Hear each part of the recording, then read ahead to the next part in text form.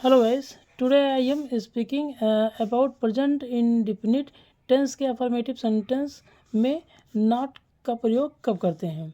ठीक है, इस प्रकार के सेंटेंस में नॉट का प्रयोग कब करें, जैसे मीरा अपना गृह कार्य क्यों नहीं पूरा करती है। ठीक है, अब देखिए इस ऊपर लिखे वाक्य को ध्यान से देखें। पहले हमें जो है क्यों की अंग्रेजी क्यों की अंग्रेजी वाई की अंग्रेजी लिखना होगा। फिर सब्जेक्ट अर्थात कर्ता मीरा के अनुसार डज लिखेंगे, क्योंकि सिंगुलर नंबर है, एक वचन कर्ता। फिर मीरा लिखकर नॉट का प्रयोग करते हुए मेन वर्ब मुख्य क्रिया देन अदर वर्ड्स, फिर क्वेश्चन मार्क का प्रयोग करते हैं। जैसे कह दिया जाए कि मीरा अपना गृह कार्य क्यों नहीं पूरा करती है। तो अब देखिए क्यों शब्द बीच में आया है, इसकी अंग्रेजी हम सबसे पहले लिखेंगे। तो क्यों की अंग्रेजी सबसे पहले होगी वाई। अब देखेंगे सब्जेक्ट क्या है, तो सब्जेक्ट आपका मीरा है। तो मीरा आपका सिंगल नंबर है। ठीक है, तो सिंगल नंबर में मैंने बताया है कि जो है डू या डस लगता है, तो सिंगल नंबर में हमेशा डस लगेगा।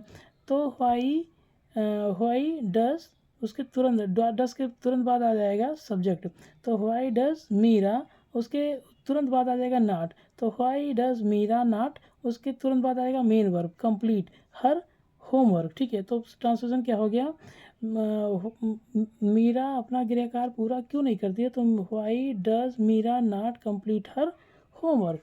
ठीक है, अब इसका फार्मूला क्या है कि पहले आ जाएगा क्वेश्चन वर्ड, फिर तुरंत बाद जो है डू या डस। अब डू या डस अगर प्लूरल नंबर है तो डू आएगा, अगर सिंगल नंबर है तो डस लगेगा।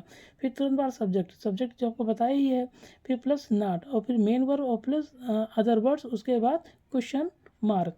अब यहाँ आ जाइए, फॉर एग्जांपल इस सेंटेंस के कुछ जो है एग्जांपल कह रहा है कि राहुल अपने गांव जाता है। ये जो है अफर्मेटिव सेंटेंस साधारण वाक्य है। तो क्या हो जाएगा, राहुल गो होता है तो इसी में ईएस बढ़ जाएगा, तो Rahul goes to his village. अब यहाँ टू लग जाता है जब प्रीपोजिशन, जब कोई कहीं जाता है तो वहाँ प्रीपोजिशन टू लगता है। तो Rahul goes to his village, his लगता है, ये जो है पजेसिव वाक्य पजेसिव होता है। जैसे राहुल है या ही के साथ हिज लगता है। ठीक है, तो इसी तरह तो Rahul goes to his village, ये अफर्मेटिव सेंटेंस हो गया। नेगेटिव सेंटेंस देख लीजिए, वे कक्षा में शोर नहीं मचाते हैं। अब ये है नेगेटिव सेंटेंस, कक्षा में शोर नहीं मचाते हैं। अब यहाँ हो जाएगा वे की अंग्रेजी हो जाएगी दे। ठीक है, और वे दे हो जाएगी, और दे के साथ जो है हेल्पिंग वर्ब लगेगा डू। ठीक है, तो they do not make noise in the class, वे कक्षा में शोर नहीं मचाते हैं। इसी प्रकार अब देखिए, क्या तुम रोज हिंदी पढ़ाते हो। अब इसमें क्या कह रहा है कि क्वेश्चन वर्ड पहले आया है, कर्ता आपका प्लूरल नंबर है। ठीक है, तो अब जो है कर्ता प्लूरल नंबर है, इसलिए हम पहले यहाँ रखेंगे डू, और जो है डू यू। ठीक है, यू के अनुसार हम यहाँ जो है क्वेश्चन वर्ड के स्थान पे डू रखेंगे। तो do you teach Hindi daily, क्या तुम रोज हिंदी पढ़ाते हो। तो do you teach Hindi daily, ये इसका ट्रांसलेशन हो गया। अगला देखिए, रीता रोज खाना क्यों नहीं पकाती है। ठीक है, अब यहाँ जो है क्वेश्चन वर्ड जो है क्यों की अंग्रेजी सबसे हम पहले लिखेंगे। जैसा कि मैंने पहले भी बताया है कि अगर क्वेश्चन वर्ड बीच में दिखाई दे रहा तो उसकी अंग्रेजी हम सबसे पहले लिखेंगे। तो यहाँ मैंने वाई लिख दिया।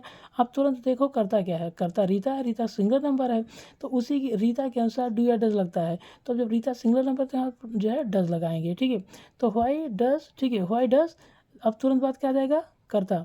तो वाई डज रीता। ठीक है, रीता आपका कर्ता हो गया, उसके तुरंत बाद नॉट लगाएंगे। ठीक है, और फिर मेन वर्ब कुक लगा देंगे, और फिर क्या बनाती है, खाना, फूड डेली। तो why does Rita not cook food daily. ठीक है, क्लियर होगा concept. Thank you for watching.